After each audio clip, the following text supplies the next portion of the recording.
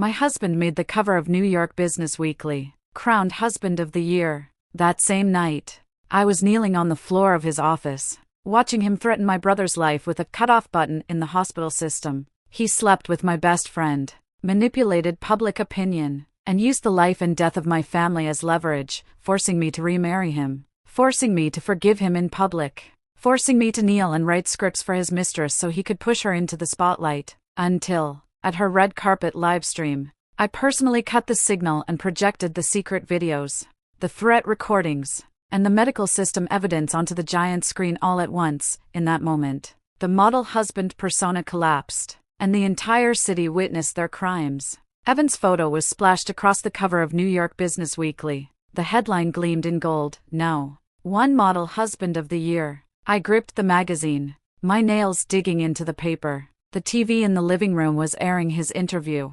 Evan smiled at the camera, eyes so affectionate they seemed to drip with honey. "Making mistakes isn't scary," he said. "Correcting them is what makes you great." My phone kept vibrating. "Mom, Lynn, it's time to remarry him. Where else would you find a man like that?" "Friends, he's been publicly apologizing for 3 months now. Give him a chance." Jessica, my best friend, had hugged me just last night, crying, "Lynn, forgive him. He really loves you." Everyone was persuading me. Everyone was saying I was an ungrateful woman. I stared at Evan's flawless smile on the magazine cover and suddenly laughed. Fine. A reconciliation surprise. Ha! At 9 that night, clutching a party popper stuffed with streamers, I hid myself in the cramped footwell behind the backseat of Evan's Mercedes. The car was low. I curled into a ball, breathing against the carpet. The built-in diffuser released his favorite scent, cedarwood. I used to love it. Now it made me nauseous. At 10:07 p.m., the door opened. Evan hummed as he slid into the driver's seat. The passenger door opened right after, high heels clicking, crisp and familiar. Ugh. Slow down. What's the rush? A woman laughed. My blood froze. It was Jessica. "Missed you," Evan said, his voice sticky in a way I'd never heard before. "You did great last night." She should be close to giving in. Of course. Jessica chuckled. I cried so hard I almost believed it myself. "But, are you really going to remarry her?" "Of course I am." Evan started the car. "Otherwise how do I keep using her as a shield? Her operational skills are top tier. With her around, your account will keep gaining followers. And besides," he paused, lowering his voice, but every word reached my ears clearly. "With her here, I'm safe. Everyone thinks she's the only mistake I ever made.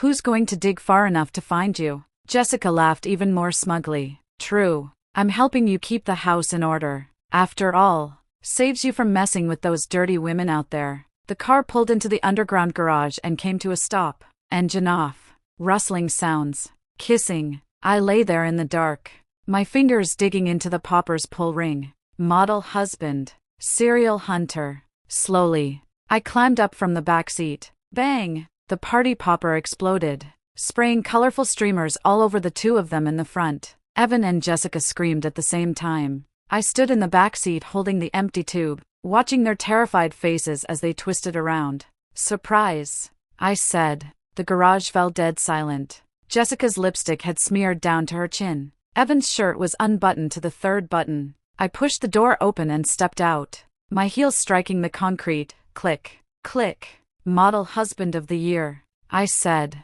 turning to Evan. "The award ceremony is Thursday. Want me to remind the committee to find a replacement?" Evan reacted terrifyingly fast. He lunged out of the car, snatched my phone, and hurled it against a concrete pillar. The screen shattered. "You recorded this?" He grabbed my collar, eyes bloodshot. "Not in time," I said calmly. "But enough." Jessica stepped out of the car wrapped in her coat, face pale, forcing a smile. "Lynn, listen. I can explain." "Explain what?" I cut her off. "Explain how you tell me to remarry him while kissing my husband in his car? Or explain how you're keeping the house for me?" Evan released me, took a deep breath, and suddenly looked pained. The classic expression. Every time he got caught cheating, it was always this one. "Lynn," he said hoarsely, "I love you. I just can't control myself. I only made the kind of mistake all men make." I laughed. "How many times is this now?" The partner's daughter, you said her father could help the company. The poor intern, you said she needed money. The assistant, you said she was just exhausted and leaned on you for a second. And now it's my best friend. I stepped closer, cornering him. So what's the excuse this time, Evan? Tell me, how are you planning to spin this one? His eyes darted. Then suddenly he grabbed my shoulders. Because she's safe, he roared. Women outside are filthy, you don't know what diseases they carry. Jessica is your best friend. She's clean. I chose her for you. I froze. The audacity. Jessica froze too. Humiliation flushing her face. Evan. Am I wrong? Evan snapped at her coldly. If you hadn't thrown yourself at me, would I have touched you? He turned back to me, his gaze softening again. Lynn, I kept her contact information to eliminate your potential threats. Look, she's the only one left around me. There won't be anyone else. All of this was to protect you. I looked at him, at the man I had loved for 10 years, and suddenly, I understood. Every affair had its perfect justification. Every time I questioned him, he crushed me with "you're too rational" or "you don't understand the pressure men are under." They were never reasons. They were control. Control so precise it was terrifying. I nodded. Fine. Evan's eyes lit up. Jessica bit her lip. I turned and walked toward the garage exit. Lynn? Evan hurried after me. I stopped without turning around. We're done. Completely. Right now. For the first time, the loving mask on Evan's face cracked. Impatience. Bare. Undisguised impatience. Don't be ridiculous, he said under his breath. The magazine just came out. If you make a scene now, where does that leave my image? So that was it. The image of a model husband mattered more than my life. The next day, I made an appointment with a lawyer. After hearing everything, the lawyer was silent for a long time. The evidence is insufficient. There's no recording of the conversation in the car. Your phone is shattered. And relying only on your testimony, it'll be very hard to go up against his public image. What if I go public? I asked. You'd be torn apart by his PR team, the lawyer said bluntly. Right now, he's the poster child for repentance and redemption, and you'd be portrayed as the crazy woman who refuses to forgive and wants to destroy a good man. I left the law firm and stood on the street. The sunlight was blinding. My phone buzzed. It was Evan. Let's meet. One last time. The location was the top floor office at his company. When I pushed the door open, he had his back to me, looking out at the city through the floor-to-ceiling windows. Sit. I stayed where I was. He turned around. His face was expressionless. Your brother, Alex, is at St. Mary's private hospital, right? My heart tightened. Leukemia. 3 years now. He's being kept alive by the latest targeted therapy. I just acquired 60% of that hospital's shares. He walked to his desk, picked up a tablet, tapped a few times, and turned it toward me. The hospital's internal system filled the screen. Alex's room number, medication records, real-time monitoring data. In the lower right corner was a red button, emergency cutoff. If I press this, Evan said softly, the targeted drug supply stops within 30 minutes. Any alternative requires a week of approval. Do you think your brother's body can last a week? Cold swept through my entire body. You wouldn't dare. Why wouldn't I? He smiled. Lynn, if love is gone, then we talk leverage. What leverage do you have? Your reputation? Your career? Or, his finger hovered above the red button, your brother's life? I lunged forward to grab the tablet. He dodged easily and grabbed my wrist. Kneel. I froze. Kneel. Apologize. Say you were acting up yesterday. Say you'll obediently remarry me, he said coldly. Otherwise, I press it. Right now. I looked at him, at the man I once believed I would spend my life with. His eyes were like 2 slabs of ice. No love. No guilt. Only calculation. Jessica pushed the door open, seeing the scene. She smiled. She walked over to Evan and leaned against him. Evan, don't scare her, she said sweetly. Her eyes fixed on me, full of smug triumph. Apologize, Evan repeated. My knees went weak. Slowly, I bent down, kneeling on the cold marble floor. I'm sorry. I heard my own voice. It sounded like it belonged to someone else. Louder. I'm sorry. I was acting crazy. I'll remarry you. I shouted, my tears splattering onto the floor. Evan smiled in satisfaction. He set the tablet down, squatted in front of me, and pinched my chin. That's more like it. Remember your tasks from now on. First, keep running Jessica's account and make her a top influencer by the end of the year. Second, never expose what happened today. Third, he leaned close to my ear. Play your role well, as the devoted wife who forgave her husband. Understand? I nodded. Jessica laughed. Oh, right, she said, pulling out her phone and aiming it at me kneeling on the floor. A photo for memories, too much? The flash went off. I closed my eyes. The world went completely dark. The news of our remarriage shook the entire city. Media headlines screamed, devoted husband waits 3 months. Finally wins wife's forgiveness. Evan wrapped an arm around my waist and kissed my forehead in front of the cameras. I smiled. My nails dug into my palm until they drew blood. We moved back into the marital home. Jessica moved in too. I'm just taking care of my best friend's emotional state, she told the media. Netizens raved, what kind of divine friendship is this? At night, I slept in the guest room. Sounds came from the master bedroom, night after night. I put on headphones, opened my laptop, and continued running Jessica's account. Her follower count skyrocketed. Every viral video was scripted by me, edited by me, boosted with ad spend by me. Comments flooded in, Jessica is so talented, beautiful and powerful. She reposted them with selfies, thank you. Everyone will keep working hard. Then she turned to me and said, hey, I'm filming a red carpet vlog tomorrow. Is the script ready? I handed it over. She skimmed it and frowned. Too ordinary. Rewrite it. I want impact, controversy, trending topics. I want #1 on the hot searches. I rewrote it. Until 3 in the morning. She went to sleep.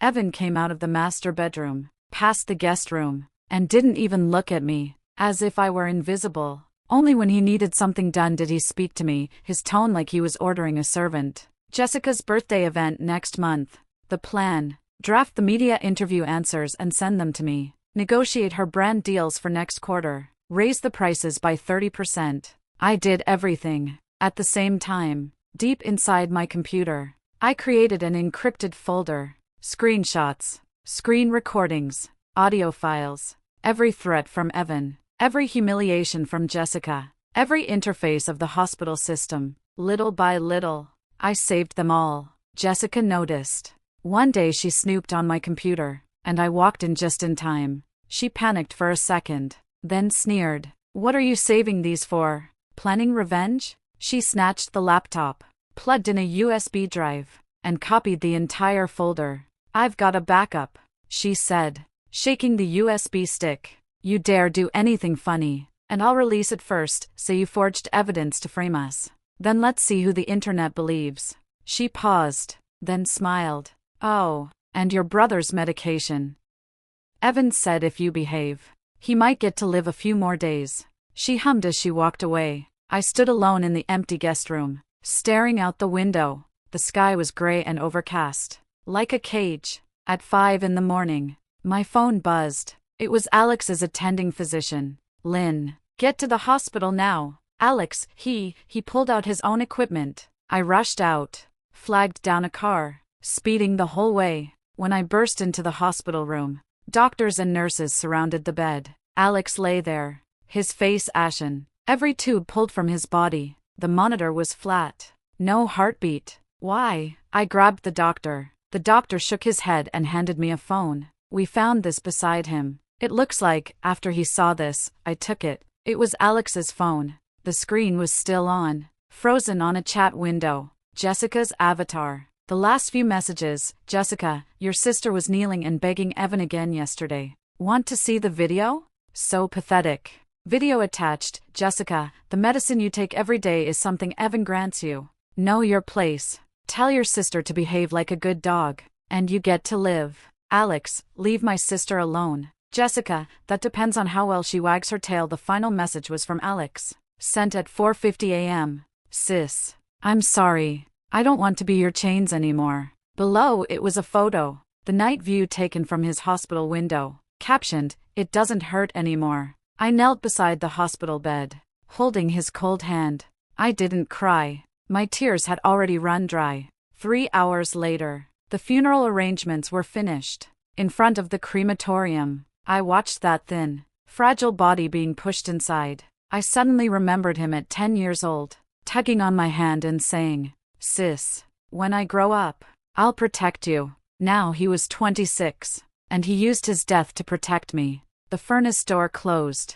The roar of flames filled the room. My phone vibrated. It was Evan. "Why hasn't Jessica's red carpet script been sent yet? I need it within 30 minutes. Otherwise what?" I interrupted. Silence on the other end. "Cut off my brother's meds?" I asked. "Or make me kneel again?" Evan paused. Then his voice turned cold. "Lynn, don't be hysterical. Your brother, he's dead." I said. Silence. A dead, suffocating silence. "You killed him." I continued. "You and Jessica, together." I hung up, turned off my phone. The world suddenly became very quiet. No more threats. No more leverage. Nothing left. Only emptiness. A vast, barren emptiness. 3 days later was Jessica's red carpet night. She wore custom haute couture, arm in arm with Evan, smiling radiantly for the cameras. I followed behind backstage as her assistant, holding her coat and phone. The red carpet livestream began. The giant screen played celebrity interviews. When it was Jessica's turn, she smiled into the microphone. "I want to thank everyone who supports me, especially my best friend Lynn. Without her, there wouldn't be the me I am today." The screen suddenly flickered. The image changed. Chat logs. Jessica's humiliating messages to Alex. The secretly filmed video of me kneeling. An audio recording of her and Evan in the car. "I'm keeping the house for you." The venue exploded into chaos. Cameras went wild. Jessica's face turned deathly white. "Turn it off! Turn it off now!" The image changed again. This time, it was Evan inside the hospital system, his finger hovering over the emergency cutoff button. Across the screen, bold words: "Model husband, capitalist butcher." Evan rushed onto the stage and grabbed my throat. "You did this?" His eyes were bloodshot. I looked at him calmly. "My brother is dead." His hand trembled. "Your leverage," I said, "is gone." Security rushed up and pulled him away. Jessica screamed as she lunged at me. "I'll kill you." Evan spun around and slapped her across the face. "Shut up, you idiot." Jessica clutched her cheek, staring at him in disbelief. The live cameras zoomed in. Once a loving power couple, now one choking, one hitting, their personas completely shattered. I picked up the microphone. My voice echoed through the entire hall. "All evidence has been simultaneously submitted to the police and the media. Evan, Jessica, game over." I turned and walked away. Behind me were Jessica's screams, Evan's rage, reporters shouting questions. I didn't look back. Step by step, I walked out of the prison that had trapped me for 10 years. The following week, the entire city was shaken. The media dug up more dirt: financial fraud at Evan's company, Jessica's fabricated academic credentials, the two of them exploiting creators under their management, skimming profits. Their once glamorous images shattered into garbage. Evan tried damage control, buying bots to spin the narrative. Lynn fabricated everything. She wanted to destroy a good man. This time, the public wasn't buying it. A good man threatens lives? A good man makes his wife kneel? Jessica, get out of the industry. Public opinion fully reversed. Evan came to find me downstairs from my newly rented apartment. He knelt in the rain. A classic scene. "Lynn, I was wrong. I was really wrong. Jessica forced me into everything. You're the one I've always loved." I stood under my umbrella, looking at him. "You love me?" I asked. "So you slept with others? So you threatened me with my brother's life? So you made me kneel and write scripts for your mistress?" He clutched my legs. I'll change everything. Please, come back to me. You only have me now. Everyone's attacking you, only I laughed. "Evan, listen carefully." I crouched down and looked at his rain-soaked, mud-streaked face. "I don't love you anymore. I don't hate you either. To me, you are nothing." He froze. "I don't need you. I don't need anyone," I said, standing up. "I'm alive now, for no one but myself." His expression twisted, from pleading, to rage, to collapse. "You'll regret this," he screamed. "Without me, You're nothing. Just wait. I turned and walked upstairs. Closed the door. Cut off every sound. The rain was loud, but my heart was utterly calm. 2 days later, Evan broke into my apartment. He used a spare key. I'd forgotten to change the locks. He dragged Jessica in with him. Her hands were tied, a cloth stuffed in her mouth, her face streaked with tears. Lynn, look! Evan threw her onto the floor. I caught her. I got revenge for you. He kicked Jessica. Kneel. Apologize. Trembling, Jessica dropped to her knees, sobbing through the gag. Evan turned to me, his eyes feverish. I brought her to you. Do whatever you want. Lynn, what I've done for you. Do you see it now? I sat on the couch, unmoving. And then? I asked. Then, we start over. He pulled out a knife. I know you don't trust me. So, he rolled up his sleeve and dragged the blade across his arm. Blood spilled out. Jessica screamed in terror. Evan held up his bleeding arm, staring at me. I'm bleeding for you. Lynn, is that enough to prove I love you? I looked at the wound. Not deep. Carefully avoiding the artery. Not enough. I said. He froze. That little cut. I pointed at Jessica. Does it compare to the things she sent my brother? To your finger hovering over the cutoff button? I stood up. Evan, stop acting. You're not getting revenge for me. You're afraid she'll expose even more of you. So you struck first, right? His face changed.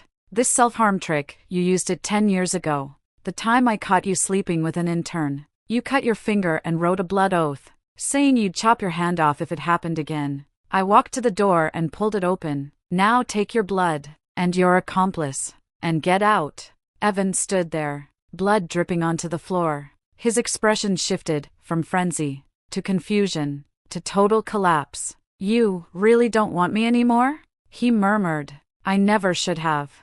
I said. He dragged Jessica away, completely lost. I closed the door and called a cleaning service. They wiped the blood off the floor until it was spotless, like erasing a filthy chapter of history. Evan started stalking me. When I went out, his car followed. When I shopped, he watched from a cafe across the street. When I went home, he stood downstairs until late at night. I bought a body camera. I recorded every instance of him following me, captured his license plate, captured the way he stared at me through glass. A week later, I had enough evidence. I went to the police. They pulled surveillance footage and confirmed the stalking. Evan was summoned. He tried to argue. I was just trying to protect her. I was afraid she'd hurt herself. The police showed him my footage. Does she look like she needs protection? Evan was detained for 48 hours. The news broke. Public opinion exploded again. Deranged control freak. Claimed to love his wife. He's a terrifying ex. Evan's company stock plummeted.